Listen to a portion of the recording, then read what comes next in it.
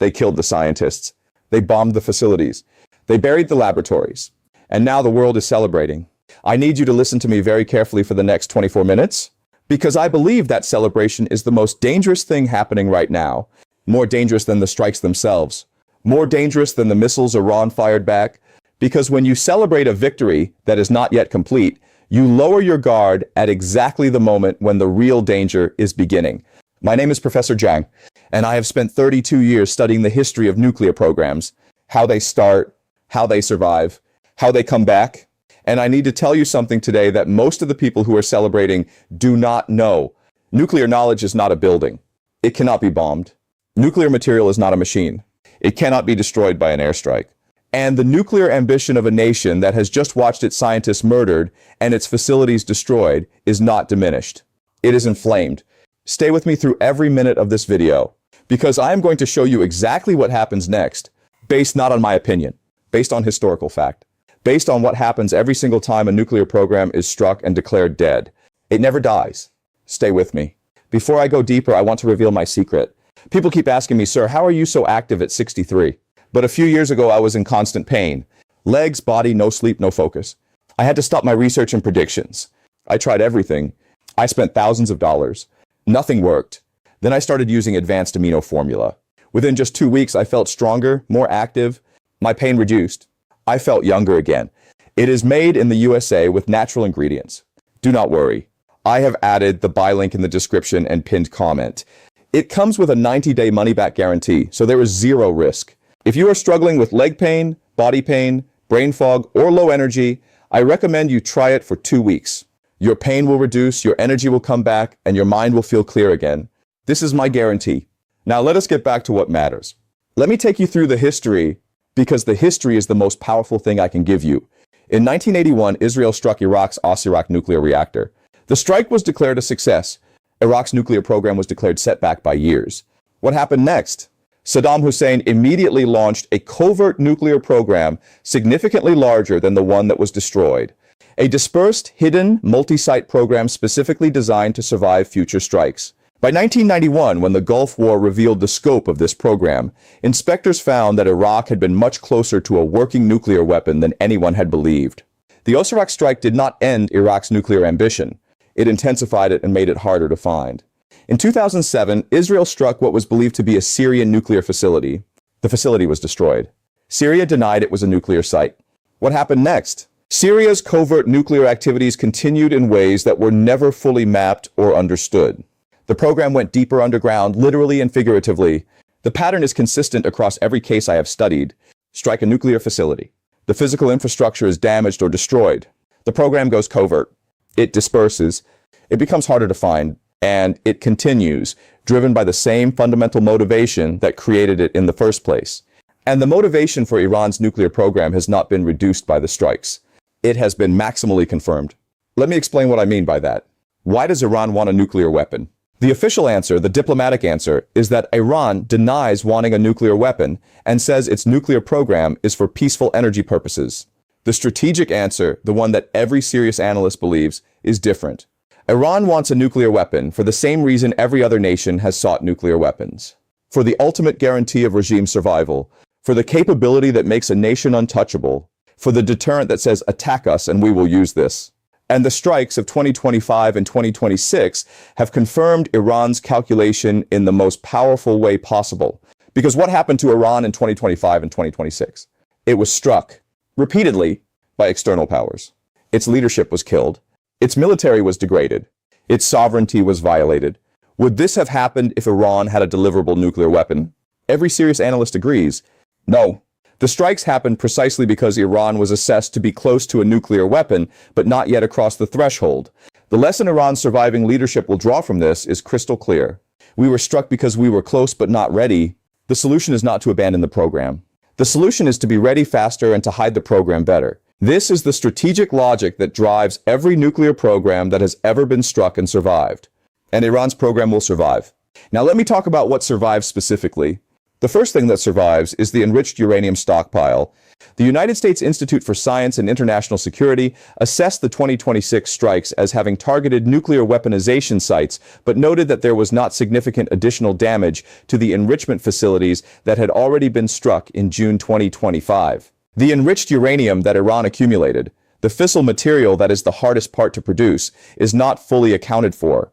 Some of it was at facilities that were struck, but Iran had been dispersing its materials for years in preparation for exactly this scenario. Where is that material now? In what quantities? In whose custody? These are not rhetorical questions. They are the most important operational questions in the entire nuclear nonproliferation landscape right now. And the honest answer is that they are not fully known. The second thing that survives is the knowledge. Iran's nuclear program employed thousands of scientists. The strikes targeted the most senior and most irreplaceable ones. But a nuclear program is not contained in the minds of its leaders alone. The theoretical and practical knowledge of how to enrich uranium, how to design weapons components, how to manage and process fissile material exists in the minds of hundreds of people who were not in the targeted facilities on the days of the strikes. Some of those people are in Iran. Some are in other countries. Some are in academic institutions. Some are in private life. The knowledge cannot be killed. The third thing that survives is the motivation. Iran's population, regardless of how it feels about its government, is deeply nationalistic. The sight of foreign powers killing Iranian scientists and bombing Iranian soil produces a response in the Iranian population that every historical precedent predicts. Nationalism, resentment, determination. These are not the emotions of a nation that is giving up on its strategic goals.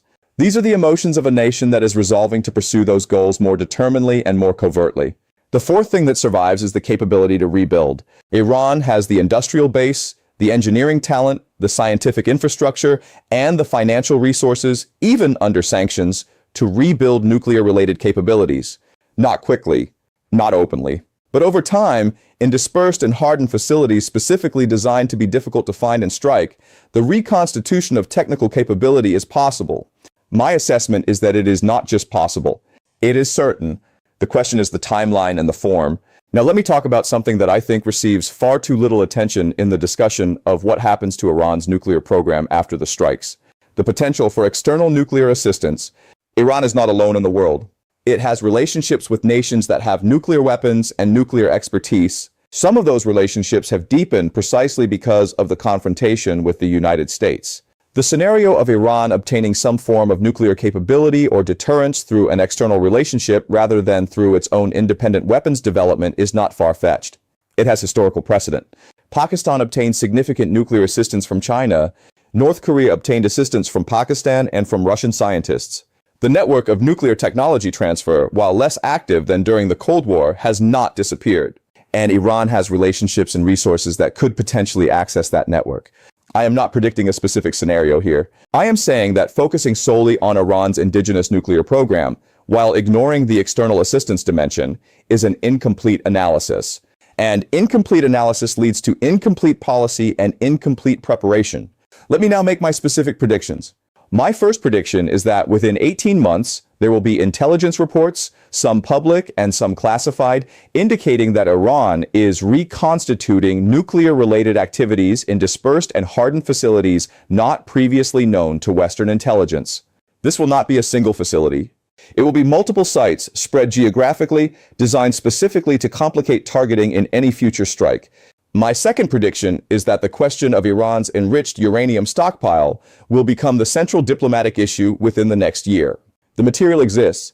Its location is not fully known, and the international community will face enormous pressure to account for it. My third prediction is that at least one scientist who was trained in Iran's nuclear program will be found to have transferred knowledge to another nation's nuclear program within the next 3 years. The migration of nuclear expertise from struck programs is documented in historical cases and is likely here as well. My fourth prediction is that Iran will seek and publicize some form of external nuclear security guarantee within the next 2 to 3 years. A public relationship with a nuclear-armed state that creates ambiguity about Iran's nuclear deterrence without requiring Iran to possess a weapon itself. And my fifth prediction, the one I find most sobering, is that 10 years from now, the Iran nuclear problem will not be solved. It will be more complex, more dispersed, and harder to address than it was before any of the strikes began. Not because the strikes were wrong to attempt, but because the underlying strategic logic that drives nuclear ambition cannot be addressed by destroying infrastructure and killing scientists. It can only be addressed by changing the fundamental security calculation that makes nuclear weapons seem necessary. And that calculation for Iran has not changed. It has been intensified. The world faces a harder nuclear problem in Iran than it did before the strikes. That is the honest assessment, and you deserve to hear it. The nuclear scientists are dead, the facilities are damaged, but the nuclear ambition is alive. The enriched uranium exists, the knowledge survives, and the motivation has been inflamed, not extinguished.